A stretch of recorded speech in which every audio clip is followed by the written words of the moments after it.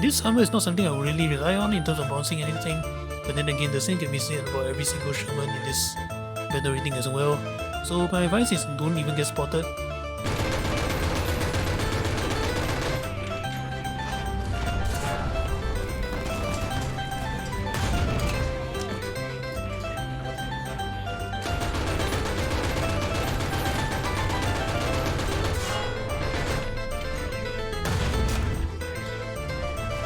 Oh boy, this is not good. There's somebody behind me.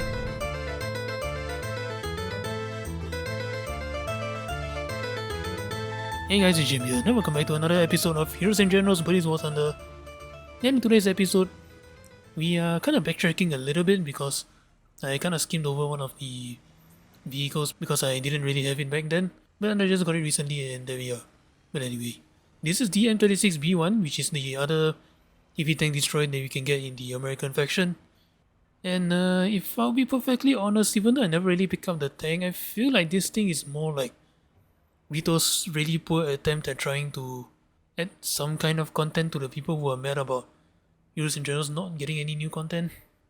And to be honest, considering what it really was, yeah, it's really not a good addition to the game. But anyway, there's one thing you need to keep in mind. Even though this is the M36B1, there is a slight bit of difference between this and the one in Heroes and Generals. And you can probably see in the title as well. It says alternate. But if you're wondering, what exactly is the difference between this and the one in Heroes and Generals?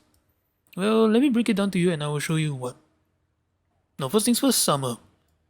As you can probably tell, this is based off the... I can't really tell, is this an A2 Sherman or is this an A3 Sherman? But anyway, this is a M36 that's been put onto a Sherman chassis, not the M10 chassis, mind you. So that means your upper front plate is 63.5mm of armor, sloped at 48 degrees.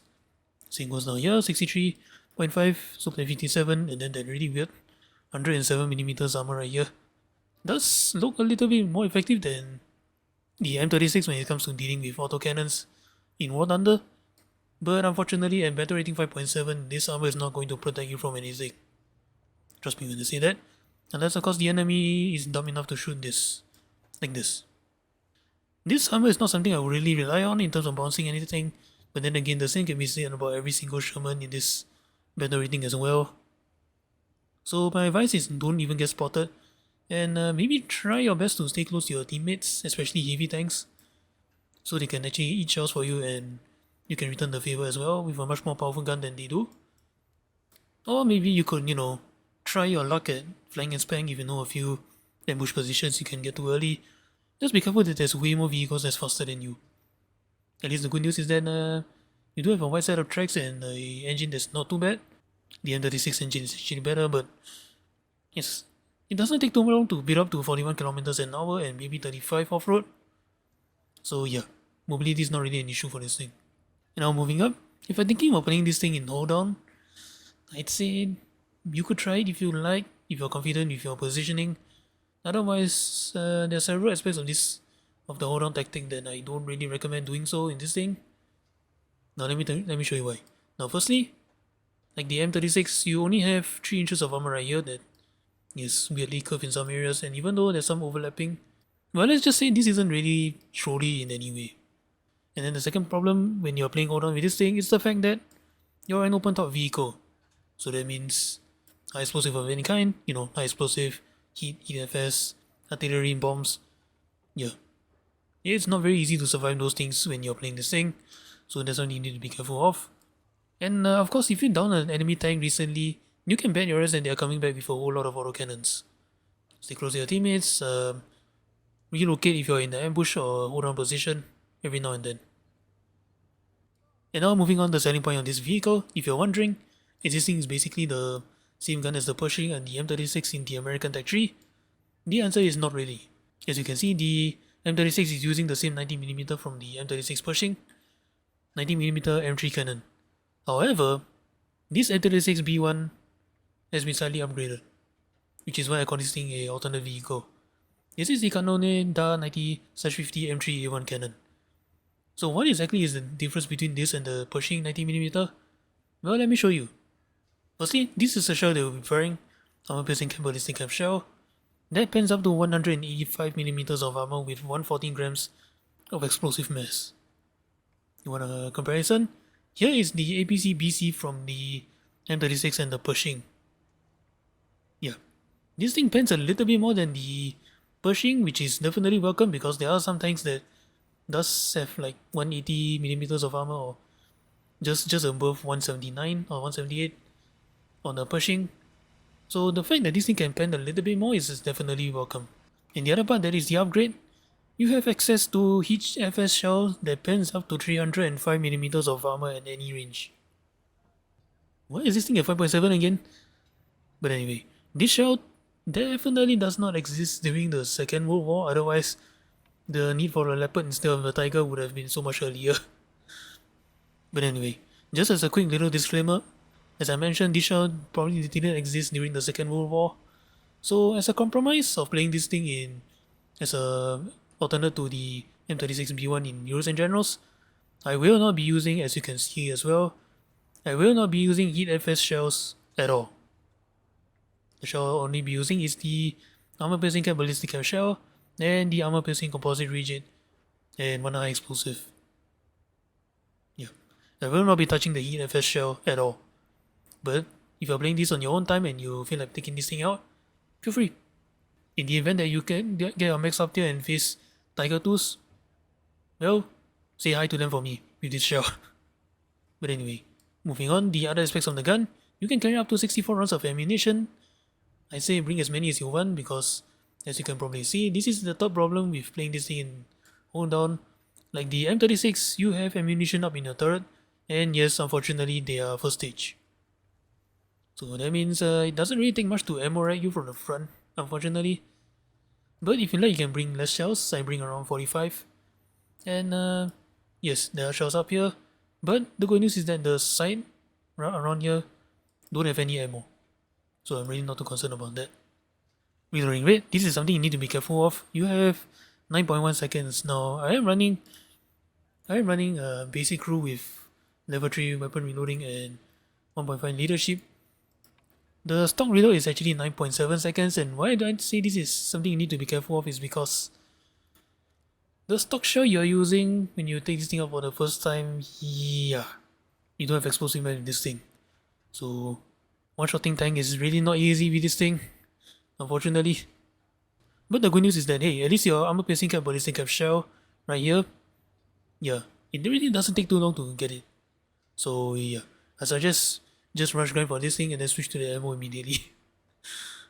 Unless you're using the AP shell and possibly the Heat FS shell, 9.1 seconds is kinda long, unfortunately.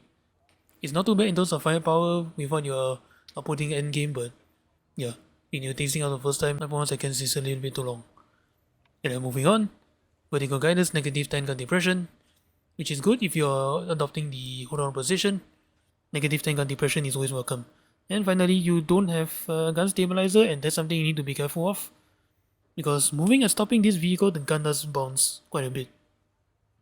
And so there you have it. This is the M36B1. And if you're thinking about comparing this thing with the one in Euros and Generals, I don't really want to do that because the alternate of this thing, the firepower is a little bit stronger than what Euros and Generals have.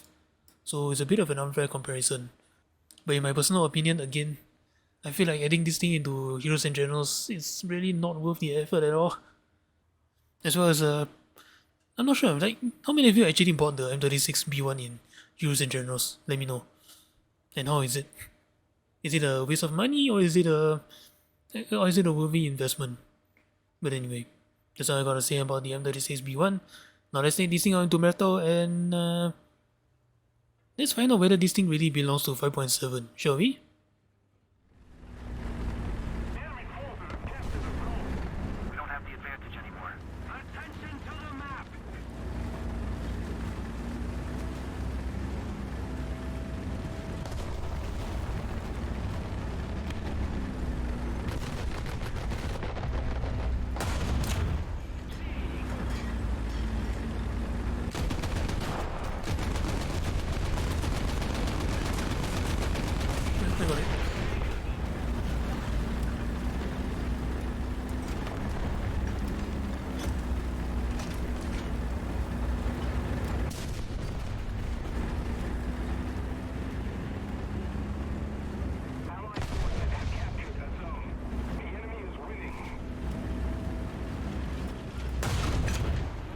Hello.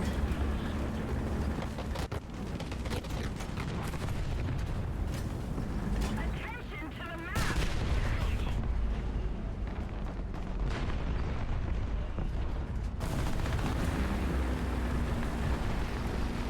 Attention to the designated grid square!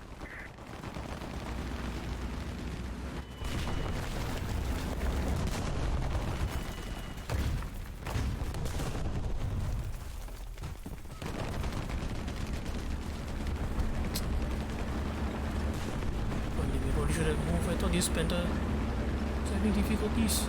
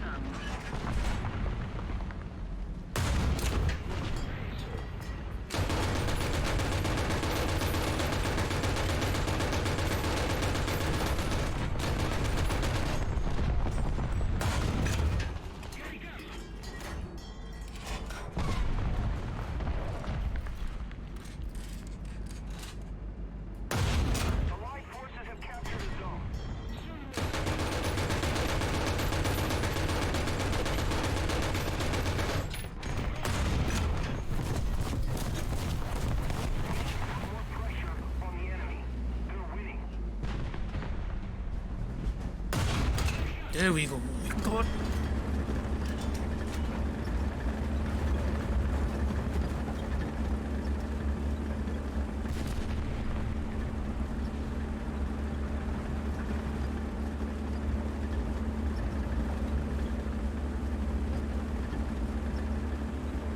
The enemy has captured most of the strategic zones.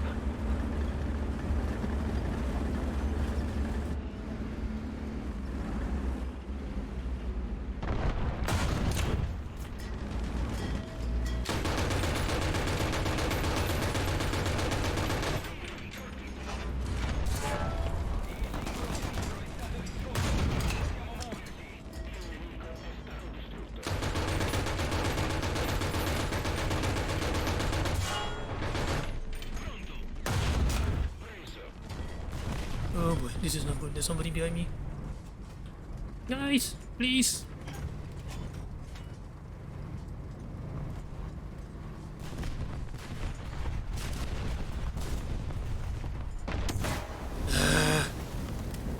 That's behind me, right?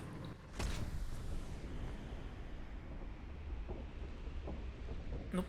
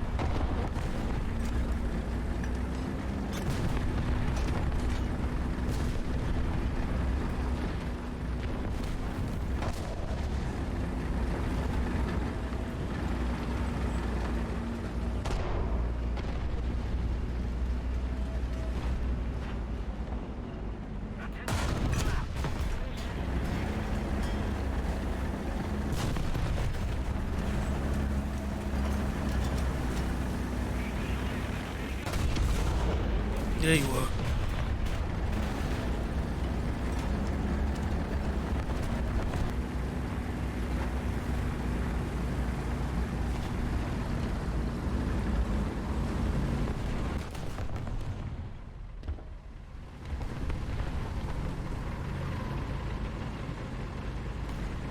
Attention to the map.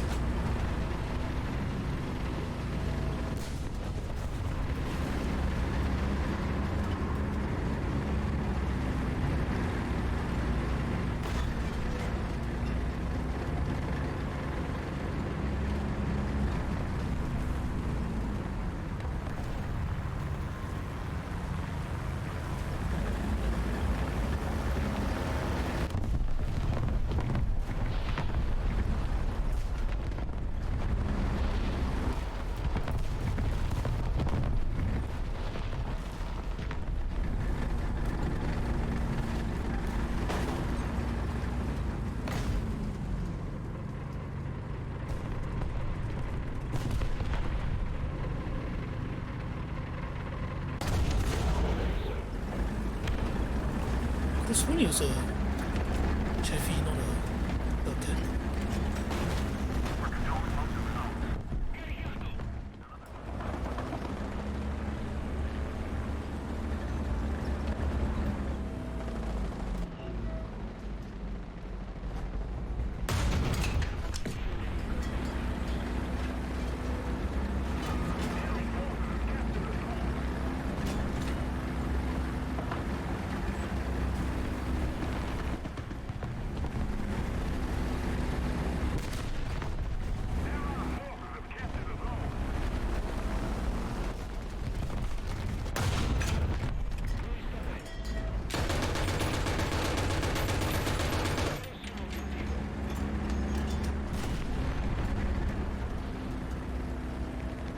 There's anybody to my right?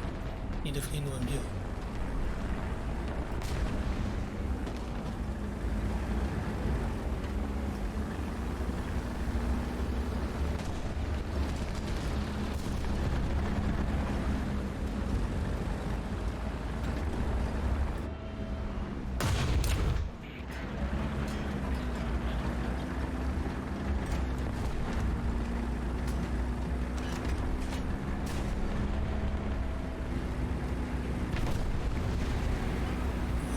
This thing.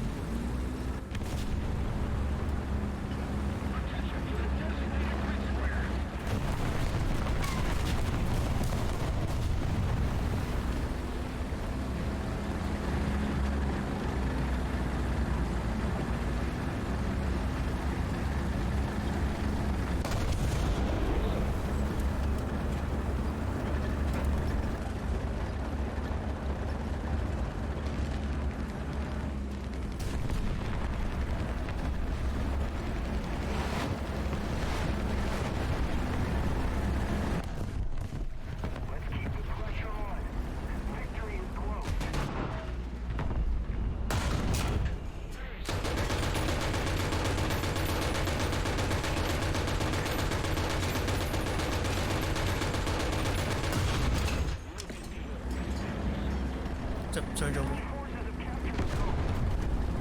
Had to do something scary there.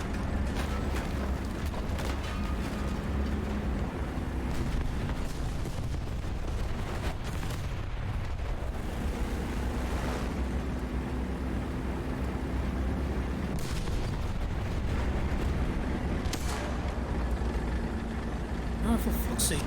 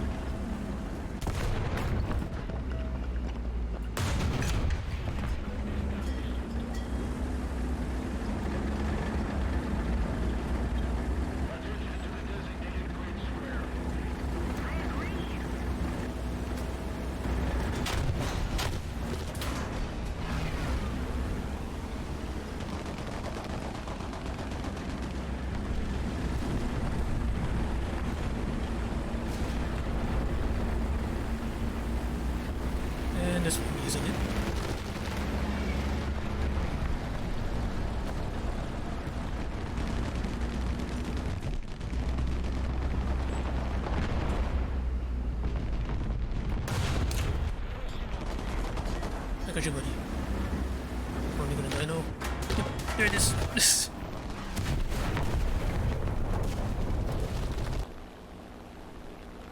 Allied forces have captured a zone.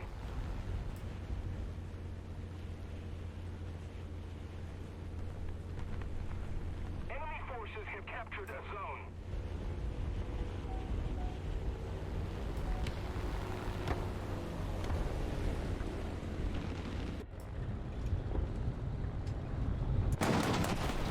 Surprise!